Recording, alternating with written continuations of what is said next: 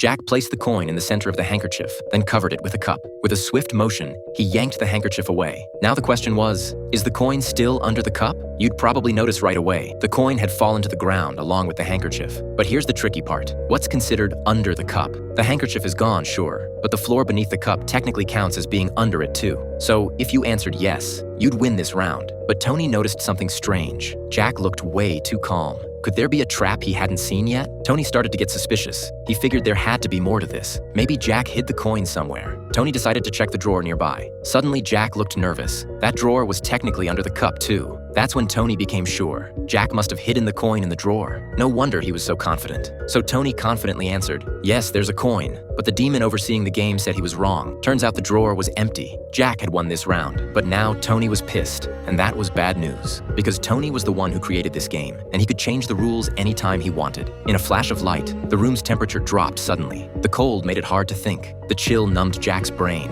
making it difficult to focus or reason clearly. Then Tony asked a new question. Within a 1-kilometer radius of this house, are there more than 4 supermarkets? This was Jack's old neighborhood. He clearly remembered. There were at least 6 supermarkets nearby. Still, he wanted to think it over a bit longer. But in that freezing room, he couldn't think straight. He finally answered, yes. But again, the demon said he was wrong. Jack was stunned, but he knew. The demon never made mistakes. Now his only chance was to win the next round. Jack placed the handkerchief on the table again, and this time, he asked the question, is there a bomb underneath this handkerchief? Tony almost laughed. He asked to check the drawer. This time, Jack agreed. Tony found nothing in the drawer. He also checked the floor. Nothing there either. Feeling certain, Tony gave his answer. The demon declared him correct, but Jack was confused. He was sure he had buried a bomb underground. Now the score was 2-1. Then Tony posed his next question. Within 1 kilometer of this house, are there more than 10,000 people? Jack took a deep breath and began to think carefully. This place was right in the city center. There had to be more than 10,000 people nearby, but something about the question felt off. It was too simple. That's when Jack noticed. The computer had somehow lost power, and in that instant, with his sharp mind, Jack realized something important.